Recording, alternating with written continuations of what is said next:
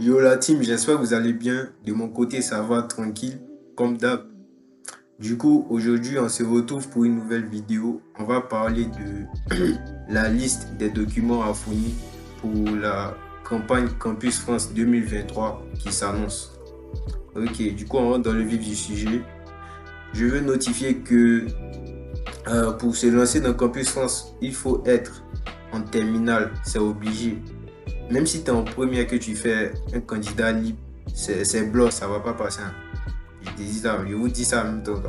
Faut être en terminale, c'est obligé. Voilà. Du coup, les documents à fournir, on a une pièce d'identité, soit ton passeport, soit si vous avez la carte nationale d'identité, c'est encore mieux. Voilà. Mais pour ceux qui n'ont pas encore une pièce d'identité, votre passeport, ça va. Et aussi, tu veux voyager, t'as pas ton passeport, bon, c'est aberrant. Donc voilà, faut avoir au moins le passeport, c'est primordial, quoi, genre c'est nécessiteux.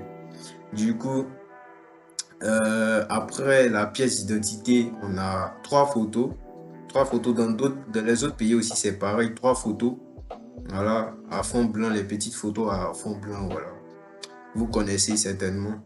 Et après la photo, on a les frais de dossier. Bon, les frais de dossier pour mon pays, la Côte d'Ivoire, vu que moi j'ai fait Campus France en Côte d'Ivoire, je suis ivoirien, je connais, c'est 70 100 francs. Maintenant, pour les autres pays, ça va dépendre de la monnaie, hein. Voilà, par exemple, en Tunisie, c'est 200 dinars, je pense. 200 dinars, 200 à 220 dinars, voilà. Maintenant, pour mon pays, pour ceux qui sont ivoiriens comme moi, qui m'écoutent, c'est 70 100 francs.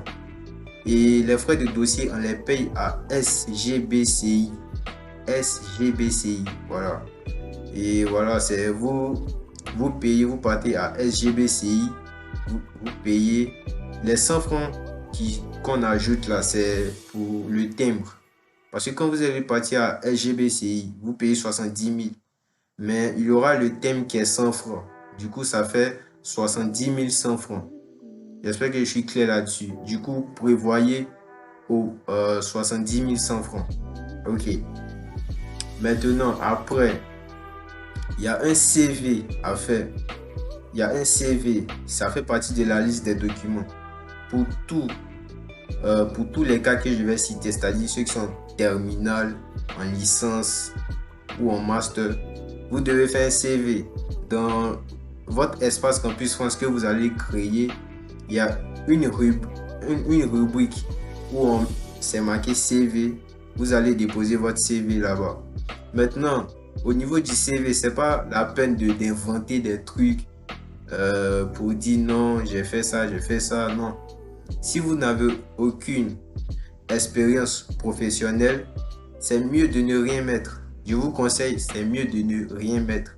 Si vous avez aucune expérience professionnelle, c'est-à-dire vous faites votre CV normal, mais dans la partie expérience professionnelle, vous ne mettez rien. Vous ne mettez rien, genre c'est comme si vous enlevez la partie expérience professionnelle. Vous remplissez les autres, mais la partie expérience professionnelle, vous ne mettez rien. Ok, j'espère que c'est rentré, hein. Ok. Maintenant, après, on a j'ai fini par le CV. Bon, continuons par rapport au CV. Si je sais pas, tu inventes quelque chose dans la partie expérience professionnelle, normalement, ça doit être lié à la formation que tu vas choisir. Donc, si c'est pas lié, ça sert à rien au fait. Je prends un exemple. Quelqu'un qui a postulé, genre euh, qui a postulé dans son espace Campus France, il a postulé pour une formation de je sais pas, mécanique, je prends un exemple, hein. Et puis, lui, il a fait un stage, il a fait, je sais pas, un stage en mécanique. Et puis, dans son expérience professionnelle, marqué dans son CV, il a mis que j'ai fait un stage en mécanique. Vous voyez que c'est lié à la formation qu'il a choisie. Du coup, lui, ça va apporter un plus et il sera démarqué par rapport aux autres. C'est pour ça que je dis, si vous n'avez pas d'expérience professionnelle, c'est mieux de ne rien mettre. Voilà.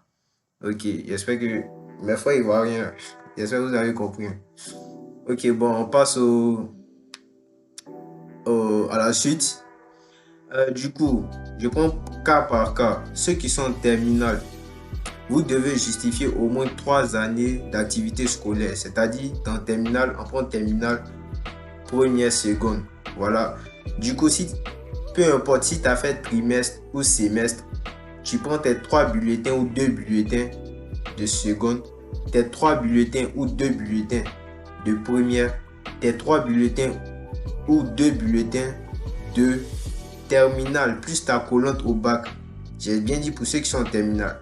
Mais vous voyez que vous êtes en terminale, vous n'aurez pas vos bulletins ni votre collante de bac. Donc, pour l'année de terminale, là, ils vont vous dire de présenter un autre document. Comme actuellement tu es en terminale, tu n'as pas encore tes bulletins ni ta collante de bac, on va te dire de présenter un certificat de fréquentation. C'est le certificat de fréquentation qui va justifier que actuellement tu es en terminale, tu n'as pas encore tes papiers, tes bulletins pour présenter à Campus France. J'espère que c'est clair.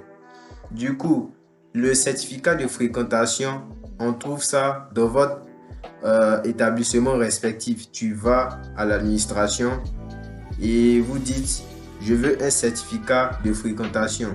Voilà. Et c'est tout. Du coup, je réponds soit si tu as fait trimestre ou semestre, vos 3 bulletins ou 2 bulletins de seconde, vos 3 bulletins ou 2 bulletins de première et votre attestation de votre certificat de fréquentation, attestation scolaire. Voilà.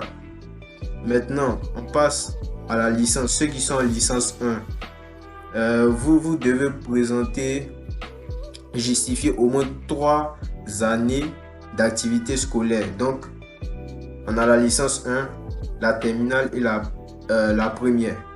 Donc, pour vos années de lycée, c'est-à-dire terminale première, si peu importe comme ceux qui étaient en terminale là, peu importe si vous avez fait trimestre ou semestre, vous donnez vos 3 bulletins ou 2 bulletins de première. Et puis, vous donnez vos 3 bulletins ou 2 bulletins de terminale, ainsi que votre bac.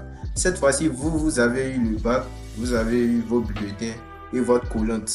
Donc, c'est différent des petits qui sont en terminale. Ok. Voilà. Donc, vos 3 bulletins ou 2 bulletins de première, vos 3 bulletins ou 2 bulletins de terminale, plus votre collante au bac. Voilà. Et comme vous êtes en licence, vous ne pouvez pas présenter vos bulletins de licence actuellement. Du coup, vous aussi, vous partez prendre un certificat de fréquentation pour dire que actuellement tu es en licence 1, tu n'as pas encore tes bulletins. Voilà. Donc, tu présentes le certificat de fréquentation. Pour ceux qui sont en licence 2, c'est pareil. Vous justifiez au moins 3 années d'activité scolaire. C'est-à-dire, au moins 3 années. Tu es en licence 2, licence 1 et terminale.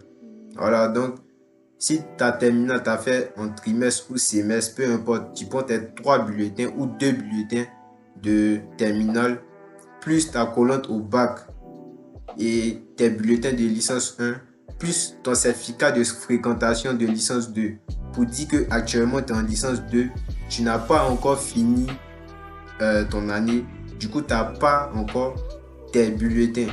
Voilà. Vous faites le certificat de fréquentation, ça justifie ça.